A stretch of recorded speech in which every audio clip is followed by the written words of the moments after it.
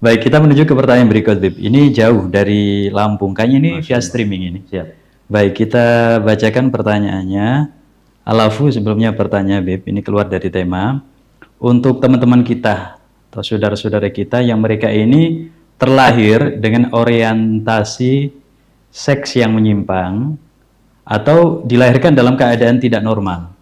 Itu bagaimana untuk bisa menerima takdir? Katanya takdir itu tidak bisa dilawan. Nah, minta resep bagaimana untuk bisa menerima takdir. Iya. Bagaimana mungkin takdir tidak bisa dilawan? Kita ini melawan takdir bukan karena tidak ridho dengan takdir. Contoh sakit, ya kita lawan lah. Takdir kita ditakdir sakit, ya kita lawan. Dengan apa? Ke dokter, minum obat, olahraga, makan yang benar, istirahat yang cukup. Itu melawan takdir namanya. Tapi bukan melawan artinya menentang. Kalaupun dia tetap dikasih sakit, sudah berusaha segala macam, baru dia ridho. Jadi siapa bilang takdir tidak bisa dilawan atau tidak boleh dilawan? Asal caranya saja bagaimana. Kalau dilawan dengan penentangan, kalau dilawan dengan protes, ya, nada yang dia utarakan kepada Allah, nada-nada protes, apa salahku ya Allah, apa dosaku, ini yang tidak boleh. Tapi kalau dilawan dengan apa? La yuraddul qada illa bidu'a. Tidak ditolak yang namanya takdir kecuali dengan doa, katanya Nabi SAW. Ini berarti boleh melawan takdir dengan doa. Atau kita ditetapkan oleh Allah rezekinya kamu sekian sampai matinya. Umurnya kamu sekian. Bisa kita perpanjang atau kita buat lapang rezekinya kita dengan apa? Sedekah, silaturahmi, bakti sama orang tua. Jadi melawan takdir itu boleh asal aturan mainnya bagaimana. Kalau melawan, memang kalimat melawan takdir itu identik dengan konotasinya negatif memang. Tapi yang ingin saya sampaikan di sini bahwa takdir itu bisa dirubah. Innallaha la yughayyiru ma biqaumin hatta yughayyiru ma bi anfusihim.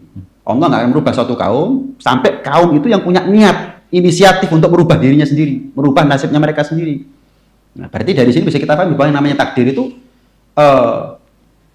bisa diusahakan untuk tidak terjadi, atau kalau sudah terjadi diangkat takdir itu oleh Allah Subhanahu wa taala. Nah, kalau kita atau anaknya kita atau saudaranya kita atau pasangannya kita mengalami atau memiliki orientasi seksual yang menyimpang, itu penyakit.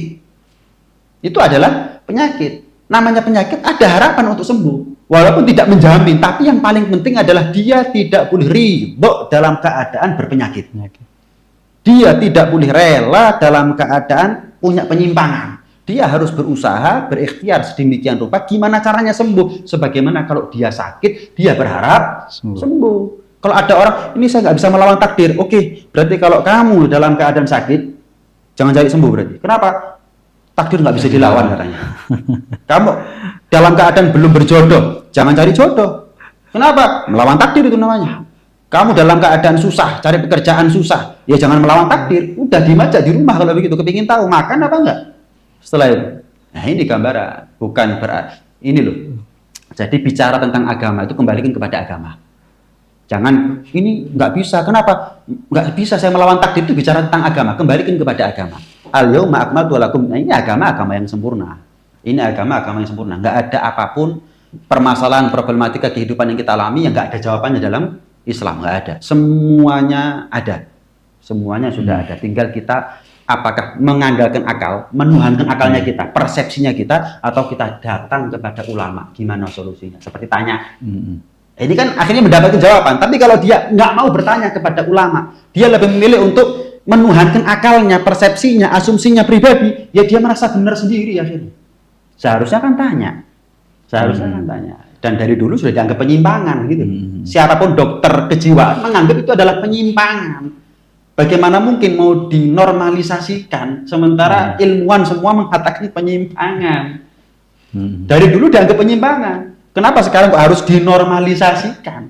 Ini hak asasi manusia. Justru misal homoseksual atau lesbian itu anti hak asasi manusia. Kenapa? Karena hak asasi manusia yang paling tinggi adalah menjaga populasi manusia itu tetap wujud di atas dunia sampai kiamat.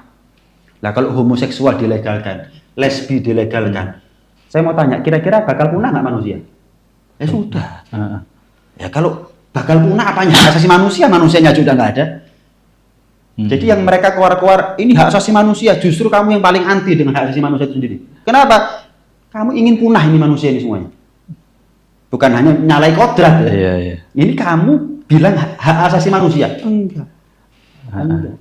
Oke, Baik, mungkin bagi orang-orang yang terlahir seperti mereka ini ya, baik itu dalam keadaan orientasi yang menyimpang ataupun dalam keadaan fisik yang nggak normal, mungkin timbul di benak mereka seperti kenapa kok harus saya yang seperti ini? Iya. Kenapa nggak terlahir normal seperti yang lain? Iya. Bagaimana untuk menyikapi itu biar Iya, jadi begini. Sebetulnya anak yang terlahir dalam keadaan tidak sempurna, ya, satu hal yang harus kita tahu, tidak ada satupun anak yang lahir dalam keadaan sempurna. Anak saya lahir nggak sempurna, anak saya juga lahir nggak sempurna. Saya bilang, mana ada anak lahir sempurna ya? Kecuali hanya Rasulullah SAW saja lahirnya sempurna, bahkan auratnya pun tidak nampak kan begitu. Tapi lain daripada itu, nggak ada satupun anak yang lahir dalam keadaan tidak sempurna. Semua punya kekurangannya masing-masing. Dan saya katakan bukan anak yang berkebutuhan khusus. Sebetulnya itu anak yang berkemampuan khusus. Berapa banyak kita saksikan anak yang maaf nggak punya tangan, kadang-kadang bahkan nggak punya kaki, tapi punya kemampuan di luar kemampuannya kita. Saya nggak bisa seperti itu, tapi kok dia bisa ya? Mereka itu punya kemampuan khusus. Tapi yang paling penting adalah dia berpikir maju, bukan berpikir mundur. Dia berpikir tentang masa depan, bukan berpikir dan menyesali tentang apa yang sudah terlanjur terjadi. Bagi seorang muslim, orientasinya jangan hanya urusan dunia dong. Bagi seorang muslim, orientasinya adalah akhirat. Oh, nggak mungkin Allah takdirkan. Gini. Musibah yang sekarang kita berusaha untuk menghadapinya dengan sabar, ketahuilah, nanti di akhirat musibah itu akan menjadi nikmat kita syukuri di hadapan Allah Subhanahu wa taala. Untung dulu saya sakit. Kenapa? Coba nggak sakit nggak habis dosanya saya, nggak masuk surga saya. Untung misal saya dulu terlahir dalam keadaan buta. Kenapa? Coba saya bisa melek, mungkin tempat saya bukan di surga, tapi neraka. Musibah yang kita jalin dengan sabar sekarang, kita menguatkan diri untuk sabar menjadi nanti di akhirat akan kita syukuri. Orang yang susah hidupnya, miskin, padahal masuk surganya 500 tahun lebih dulu daripada orang kaya. Orang kayanya masih dia sudah duduk dengan tenang ada di surga.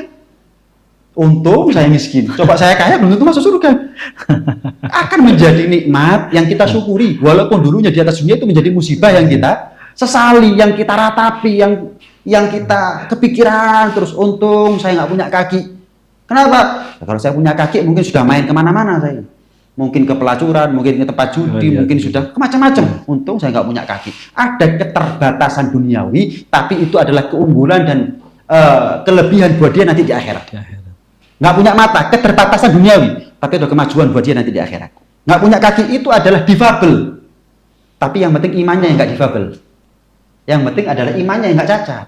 Maaf, yang penting adalah Islamnya yang terjaga. Udah, jadi keterbatasan duniawi ini bukan segala-galanya. Yang bahaya itu kalau dia punya keterbatasan ada di akhirat. Yang kurang fisiknya nggak apa-apa. Ada orang yang punya kekurangannya masing-masing. Yang penting nggak kurang imannya, nggak kurang akhlaknya, nggak kurang ibadahnya. Selesai. Jadi orientasinya fokuskan ke akhirat aja sekarang.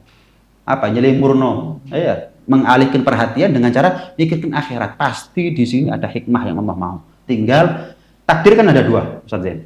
Baik dan buruk. Ya kan? Tapi kalau hikmah, ada nggak hikmah yang buruk? semuanya baik? Semuanya baik. Makanya orang dulu itu kalau dikasih musibah tetap syukur. Kita dikasih musibah jangan kena syukur, sabar aja susahnya setengah mati. Kenapa? Yang kita lihat takdirnya. Yang enggak kita lihat adalah hikmahnya. Kalau orang dulu nggak melihat takdirnya, melihat hikmahnya. Makanya mereka dikasih senang syukur, dikasih susah tetap syukur. Kenapa? Hikmahnya selalu baik. Hikmah yang baik itu nikmat dari Allah. Makanya nikmat perlu direspon dengan yang namanya syukur.